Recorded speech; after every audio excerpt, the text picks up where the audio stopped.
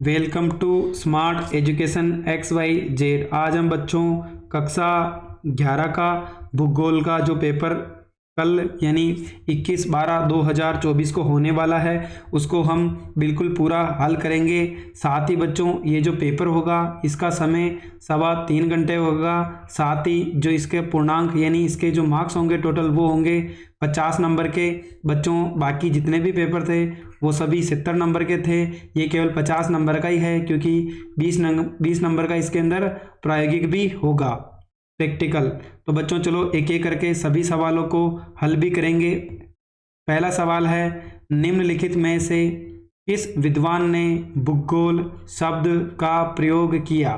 तो बच्चों पहला है हेरोडोटस, दूसरा था बच्चों गैलीलियो, तीसरा है इरेटास्थेनीज और लास्ट का है बच्चों अरस्तु। तो ऑप्शन नंबर सी यानी इरेटास्थेनीज इसका बिल्कुल सही उत्तर होगा। दूसरा है बच्चों निहारिका परिकल्पना का प्रतिपादन किसने किया? तो बच्चों पहला है लाप्लेस, जेम्स जीन्स, तीसरा है एडविन हब्बल और लास्ट में है बच्चों कांट। तो बच्चों इसका सही उत्तर होगा यानी ऑप्शन नंबर ए लाप्लेस। तीसरा सवाल है बच्चों, निम्नलिखित में से कौन भूगर्भ की जानकारी का प्रत्यक्ष साधन है? तो बच्चों पहला है भूकंपीय तरंगे, दूसरा है गुरुत्वाकर्षण बल, तीसरा है ज्वालामुखी, चौथा है पृथ्वी का चुंबकत्व। तो बच्चों ऑप्शन नंबर सी यानी ज्वालामुखी इसका बिल्कुल सही आंसर होगा। क्वेश्चन नंबर 4 है, निम्नलिखित में से किस देश की भारत के साथ सबसे लंबी स्थलीय सीमा है? तो बच्चों पहला है बांग्लादेश, दूसरा है पाकिस्तान, तीसरा है चीन, चौथा है बच्चों म्यांमार। तो बच्चों ऑप्शन नंबर ए यानी बांग्लादेश ऐसा देश है जिसकी भारत के साथ सबसे लंबी स्थलीय सीमा है। अगला क्वेश्चन है क्वेश्चन नंबर 5, इसके अंदर पूछा है बच्चों निम्न में से चंबल की सहायक नदी नहीं है?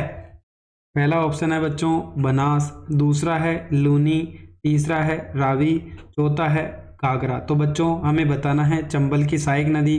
तो बनास बच्चों चंबल की सहायक नदी है। क्वेश्चन नंबर 6 है, सरदार सरोवर परियोजना खालिस्तान नदी पर बनाई गई है? तो बच्चों इसका आंसर होगा नर्मदा।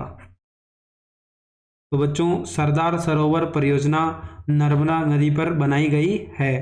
जर्मन मौसमविद अल्फ्रेड वेगनर ने सिद्धांत सन 2000 यानी 1912 में प्रस्तावित किया।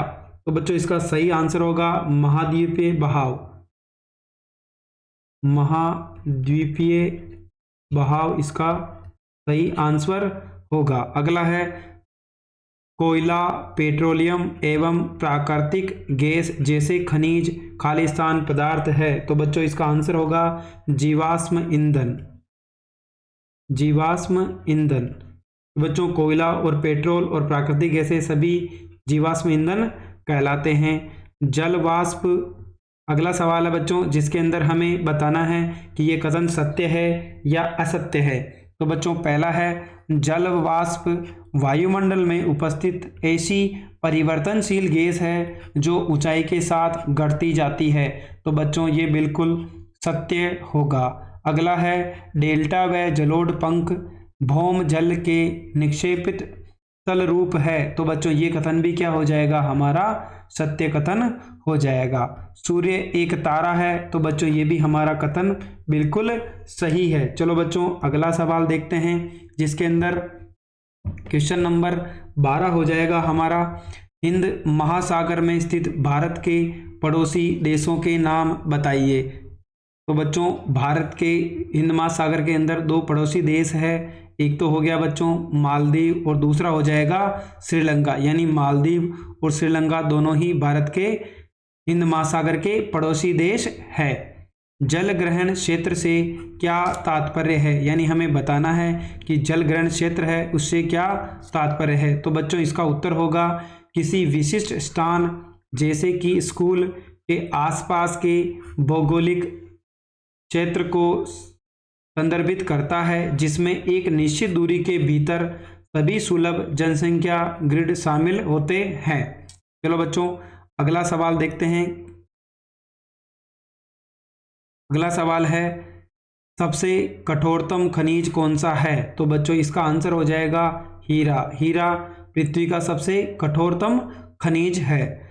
सौर मंडल पर संक्षिप्त टिप्पणी कीजिए, यानी सौर मंडल पे हमें संक्षिप्त टिप्पणी करनी है। तो बच्चों इसका उत्तर होगा कि हमारे सूरज और उसके ग्रहीय मंडल को मिलाकर हमारा सौर मंडल बनता है, यानी सूरज और उसके आसपास के जितने भी ग्रह हैं वो सभी मिलाकर क्या कहलाते हैं बच्चों? हमारा सौर मंडल कहलाता है। इन पिंडों में 8 तो ग्रह हैं, उनके 172 ज्ञात उपग्रह हैं, यानी 8 तो ग्रह हैं और साथ में 172 क्या है बच्चों? उसके उपग्रह हैं और 5 बौने ग्रह हैं तथा अरबों छोटे पिंड शामिल है।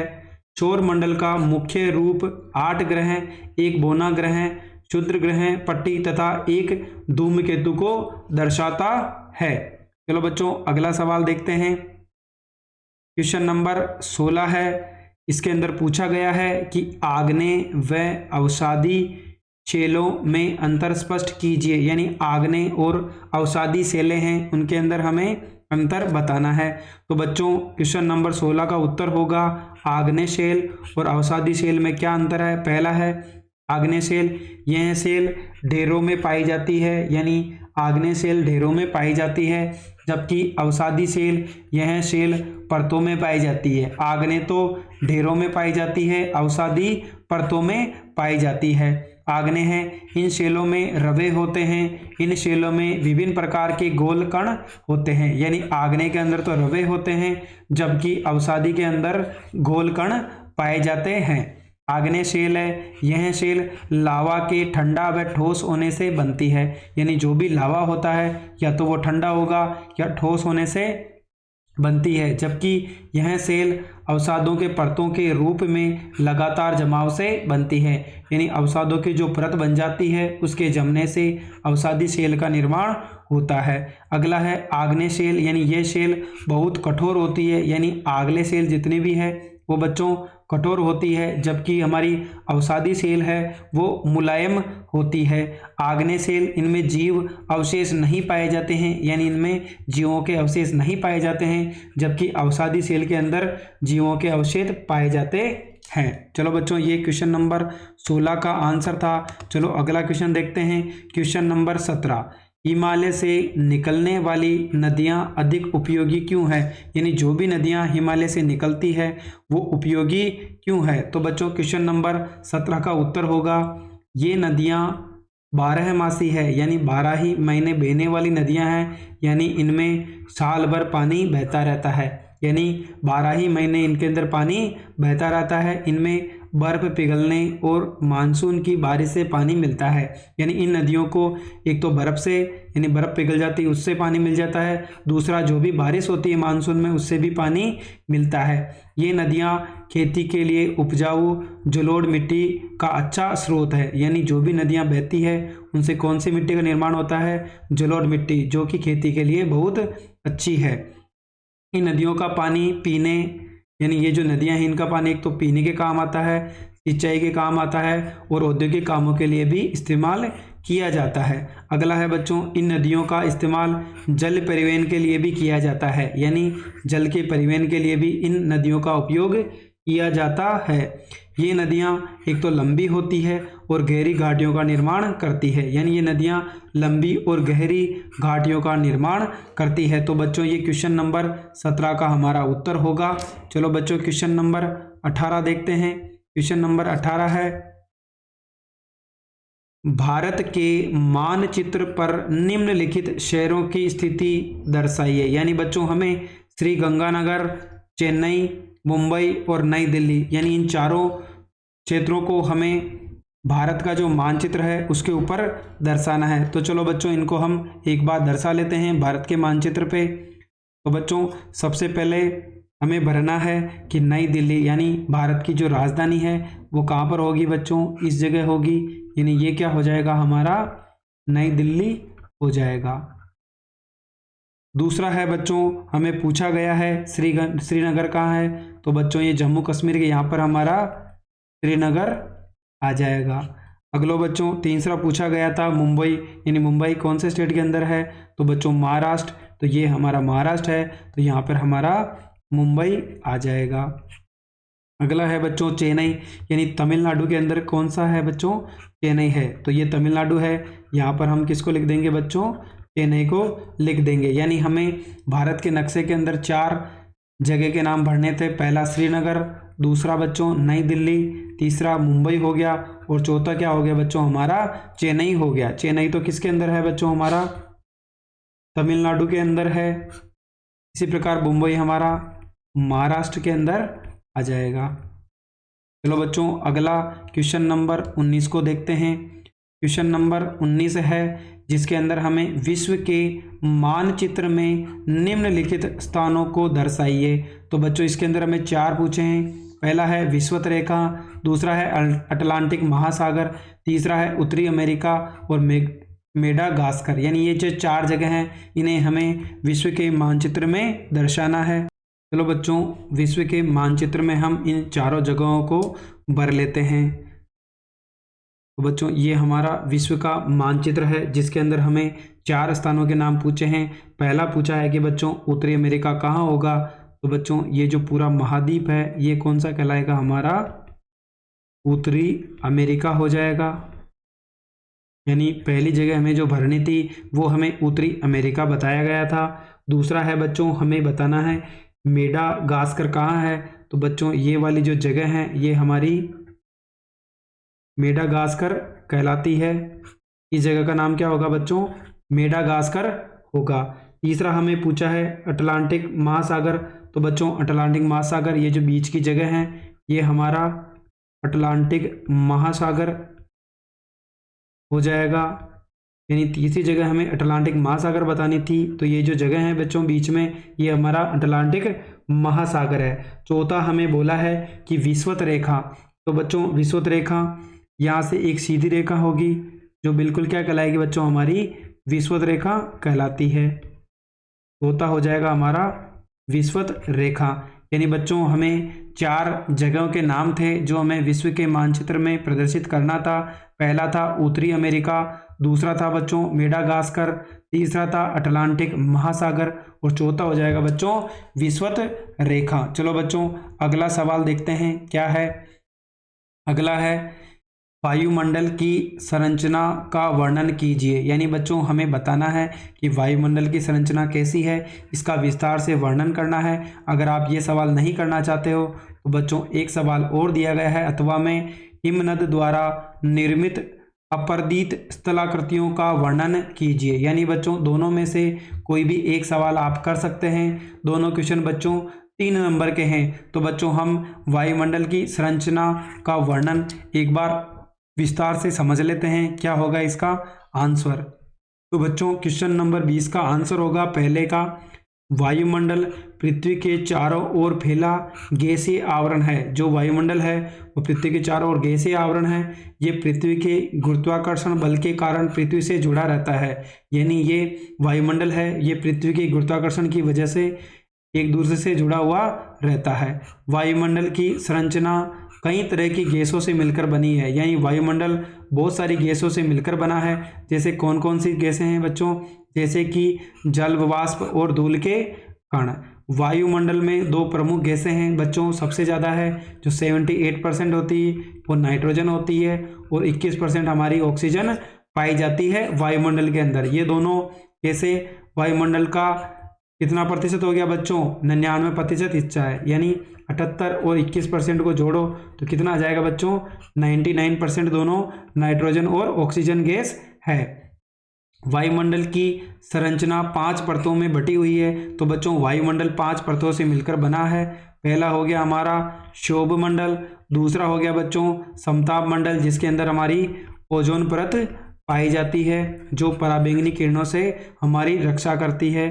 तीसरा है बच्चों मध्य मंडल, चौथा हो जाएगा ताप मंडल, और 5वां मंडल हो गया बच्चों हमारा बहिर्मंडल। यानी ये जो 5 मंडल मिलकर के वायुमंडल का निर्माण करते हैं। वायुमंडल की परतों की क्या क्या विशेषताएं हैं, तो बच्चों पहला है शोभ मंडल में पृथ्वी की सतह का इस्तेमाल होने वाली हवा होती है। यानी हमारी पृथ्वी पे जो भी हवा आती है वो कौन से मंडल से आती है बच्चों, शोभ मंडल। समताप मंडल में वायुमंडलीय ओजोन का ज़्यादातर हिस्सा है। तो बच्चों अभी हमने पहले ही पढ़ा था कि समताप मंडल क्या करता है, ओजोन है वो कहाँ पाई जाती है बच्चों, इसी के अंदर पाई जाती है, यानी सूर्य से आने वाली पराबैंगनी किरणों से हमारी रक्षा करती है। यानी ये जो ओजोन परत है ये आने वाली सूर्य की पराबैंगनी किरणों को अवशोषित कर लेती है। मध्य मंडल में गैसें मोटी होती है और उल्काएं पृथ्वी के पास आते ही जल जाते हैं। यानी ये बच्चों ये गर्म होता है, जैसे ही उल्का पिंड पृथ्वी की ओर आते हैं ये क्या कर लेते हैं, उससे जल जाते हैं। तापमंडल में तापमान 1980 डिग्री सेल्सियस तक पहुंच जाता है। यानी ताप मंडल के अंदर जो तापमान होगा वो 1980 डिग्री सेल्सियस तक पहुंच जाता है। एक्सोस्फीयर वायुमंडल की सबसे ऊपरी परत है, जिसको बच्चों हम बहिर्मंडल के नाम से भी जानते हैं। यानी वायुमंडल बच्चों किस किस से मिलकर बना है, पृथ्वी और उसके चारों ओर के आवरण से मिलकर बना है। सबसे ज्यादा कौन सी गैस हो जाएगी बच्चों, इसके अंदर नाइट्रोजन, और उससे कम क्या हो जाएगी, ऑक्सीजन। दोनों गैसें मिलकर के कितनी प्रतिशत हो गई बच्चों, 99% है। ये 5 मंडल से मिलकर बना है। चलो बच्चों अगला सवाल देखते हैं। अगला क्वेश्चन है बच्चों क्वेश्चन नंबर 21, पृथ्वी की आंतरिक संरचना का वर्णन कीजिए एवं इसकी प्रत्येक परत का विस्तृत विवरण कीजिए। यानी बच्चों इसके अंदर भी हमारे पास 2 सवाल है, एक सवाल हमारे पास अथवा में है, दोनों में से एक सवाल हमें करना है। दूसरा है सौर मंडल किसे कहते हैं, सौर मंडल के आंतरिक व बाह्य ग्रहों में अंतर बताना है। तो बच्चों इसमें से भी हमें एक सवाल ही करना है। तो बच्चों ये जो सेकंड वाला है इसको हम कैसे करेंगे, इसकी पूरी व्याख्या एक बार देख लेते हैं। तो बच्चों इसका आंसर होगा हमारा सौर मंडल में सूर्य के चारों ओर घूमने वाले सभी पिंडों को सौर मंडल कहते हैं। यानी सौर मंडल के अंदर सूर्य के चारों ओर जितने भी ग्रह चक्कर लगाते हैं उनको हम सौर मंडल के नाम से जानते हैं। सौर मंडल में कुल कितने ग्रह हैं बच्चों, 8 ग्रह हैं, जिनमें से 4 ग्रह आंतरिक ग्रह कहलाते हैं और 4 हमारे बाह्य ग्रह कहलाते हैं। आंतरिक ग्रह और बाह्य ग्रह में बच्चों हमें अंतर भी पढ़ना था। तो बच्चों हमने परिभाषा पढ़ी, सूर्य के चारों ओर जितने भी पिंड चक्कर लगाते हैं उसको हम सौर मंडल के नाम से जानते हैं। सौर मंडल में टोटल कितने बच्चों, 8 ग्रह हैं, 4 ग्रह तो हमारे आंतरिक होते हैं और 4 हमारे बाहरी ग्रह होते हैं। तो बच्चों इनमें अंतर क्या है, आंतरिक ग्रह सूर्य के सबसे करीब के 4 ग्रह यानी कौन कौन से हो गए बच्चों, बुध, शुक्र, पृथ्वी और मंगल। ये चारों कौन से हो गए, आंतरिक ग्रह, जो पृथ्वी के सबसे करीब यानी सूर्य के सबसे करीब होते हैं को आंतरिक ग्रह कहते हैं। यानी ऐसे ग्रह जो सूर्य के बिल्कुल पास में होते हैं वो क्या कहलाते हैं बच्चों, आंतरिक ग्रह। यानी बुध, शुक्र, पृथ्वी और मंगल ये चारों ही आंतरिक ग्रह की श्रेणी में आते हैं। यह ग्रह चट्टानों और धातु से बने होते हैं। यानी ये ग्रह या तो चट्टानों से बनेंगे या धातु से मिलकर बनते हैं और पृथ्वी के समान संरचना रखते हैं। यानी चारों ही पृथ्वी की तरह दिखाई देते हैं। इन्हें स्थलीय ग्रह भी कहा जाता है। यानी जो आंतरिक ग्रह हैं उनका दूसरा नाम क्या हो जाएगा बच्चों, स्थलीय ग्रह भी कहा जाता है। दूसरा है बाहरी ग्रह, सूर्य से सबसे दूर के 4 ग्रह हैं, यानी वह ग्रह जो पृथ्वी से ज़्यादा ही दूर होते हैं उनको हम बाहरी ग्रह के नाम से जानते हैं। तो कौन कौन से हो गए बच्चों, बृहस्पति, शनि, यूरेनस और नेपच्यून। ये 4 कौन से ग्रह हो गए बच्चों, बाहरी ग्रह, क्योंकि ये सूर्य से काफ़ी दूर होते हैं। ये ग्रह गैस और बर्फ से बने होते हैं। तो बच्चों पहले वाले तो हमने पढ़ा था, इनका निर्माण चट्टान और धातुओं से होता है, जबकि जो बाहरी ग्रह हैं ये गैस और बर्फ से बने होते हैं और बहुत ही बड़े होते हैं। इन्हें गैस दिग्गज भी कहा जाता है। तो बच्चों हमने पढ़ा था जो आंतरिक ग्रह हैं उनका नाम स्थलीय ग्रह है, यानी वो पृथ्वी की तरह ही होते हैं, जबकि ये बहुत बड़े होते हैं बाहरी ग्रह, तो इनको हम दिग्गज यानी गैस दिग्गज के नाम से भी जानते हैं। तो बच्चों ये हमारा जो क्वेश्चन नंबर 21 था उसका आंसर था। चलो बच्चों अब हम अगला क्वेश्चन देखते हैं। अगला क्वेश्चन है हमारे पास क्वेश्चन नंबर 22 जो आज का अंतिम क्वेश्चन है। अंतिम क्वेश्चन है बच्चों, प्रायद्वीप उपवा तंत्र की प्रमुख नदियों का वर्णन कीजिए। यानी प्रायद्वीप अपवा तंत्र है उसकी प्रमुख नदियां कौन कौन सी है उनका वर्णन करना है। तो बच्चों ये बहुत ही इंपॉर्टेंट क्वेश्चन है क्योंकि ये 4 नंबर का है, या तो हमें ऊपर वाला करना है या नीचे वाला करना है। भारत के प्रमुख भौतिक विभाग बताते हुए किसी एक का विस्तार से वर्णन कीजिए। तो बच्चों हम जो सेकंड सवाल है इसके अंदर कि भारत के प्रमुख भौतिक विभाग कौन कौन से हैं, उनका हमें एक का विस्तार से वर्णन करना है। तो बच्चों इसकी हम बिल्कुल पूरी व्याख्या करके देख लेते हैं कि भौतिक विभाग कौन कौन से हैं। उनमें से बच्चों हमारा क्वेश्चन नंबर 22 का जो सेकंड है उसका उत्तर होगा भारत के प्रमुख भौतिक विभागों में से एक प्रायद्वीपीय पठार के बारे में जानकारी। यानी बच्चों हमें एक भौतिक विभाग के बारे में जानना था, तो हम प्रायद्वीपीय भौतिक जो पठार है भौतिक विभाग है उसके बारे में देख लेते हैं। प्रायद्वीपीय पठार भारत के दक्षिण भाग में स्थित है। यानी ये बच्चों भारत का जो दक्षिण सिरा है उसके अंदर प्रायद्वीपीय पठार स्थित है। यह प्राचीन चट्टानों से बना है। यानी इसका निर्माण कैसे हुआ है, यानी जो भी हमारी प्राचीन यानी पुरानी चट्टानें थी उनसे बना है, और इसमें खनिज संसाधन भी भरमार है। यानी खनिज बहुत सारी मात्रा में पाए जाते हैं। प्रायद्वीपीय पठार में कई प्रमुख पर्वत श्रृंखलाएं हैं। यानी जो हमारा प्रायद्वीपीय पठार है उसके अंदर बहुत सारी पर्वत श्रृंखलाएं भी पाई जाती है। अरावली पर्वतमाला, यानी बच्चों इसके अंदर पहला पॉइंट हो जाएगा अरावली पर्वतमाला। यानी कौन कौन सी पर्वतमालाएं हो गई, यह अवशिष्ट पर्वत श्रृंखला है जो गुजरात से राजस्थान होकर दिल्ली तक फैली हुई है। यानी ये जो अरावली पर्वतमाला है ये गुजरात से शुरू होकर राजस्थान से होकर दिल्ली तक फैली हुई है। इसको पूर्वोत्तर भाग दिल्ली रिज से चिन्हित है। यानी जो इसका पूर्वी भाग है उसको दिल्ली रिज से नाम से भी जाना जाता है। यानी पहली पर्वतमाला अरावली पर्वतमाला है जो गुजरात से शुरू होकर राजस्थान से होकर दिल्ली तक फैली हुई है। दूसरे बच्चों विंध्य पर्वतमाला, यह नर्मदा घाटी के पास से निकलती है। यानी उसका उद्गम स्थल क्या है बच्चों, नर्मदा घाटी है, और गुजरात के जोबट से बिहार के सासार तक फैली हुई है। यानी ये नर्मदा घाटी से तो निकलती है, उसके बाद गुजरात का एक स्थान है जिसका नाम है जोबट, और फिर ये बिहार के सासार तक फैली हुई है। अगला है बच्चों सतपुड़ा पर्वतमाला है, यह नर्मदा और तापी के बीच पूर्व पश्चिम दिशा में फैली हुई है। यानी ये नर्मदा और तापी नदी है उनके बीच पूर्वी और पश्चिमी दिशा में फैली हुई है। प्रायद्वीपीय पठार के अलावा भारत के कुछ और भौतिक विभाग है बच्चों, कौन कौन से हो गए, हिमालय पर्वत, ये भी हमारा भौतिक विभाग हो गया। दूसरी है उत्तरी मैदान, भारतीय रेगिस्तान, ये बच्चों तीसरा हो गया। तटीय मैदान, ये हमारा चौथा भौतिक विभाग हो जाएगा। और अंतिम हो गया बच्चों हमारे पास द्वीप। तो बच्चों इस प्रकार हमने जो कक्षा 11 का भूगोल का पेपर था उसके सभी सवालों को साथ ही उनके उत्तर के सहित देख लिया है। अगर आपको हमारी मेहनत पसंद आई हो तो चैनल को लाइक करें, सब्सक्राइब करें और अपने दोस्तों के साथ भी शेयर करें। Thank you.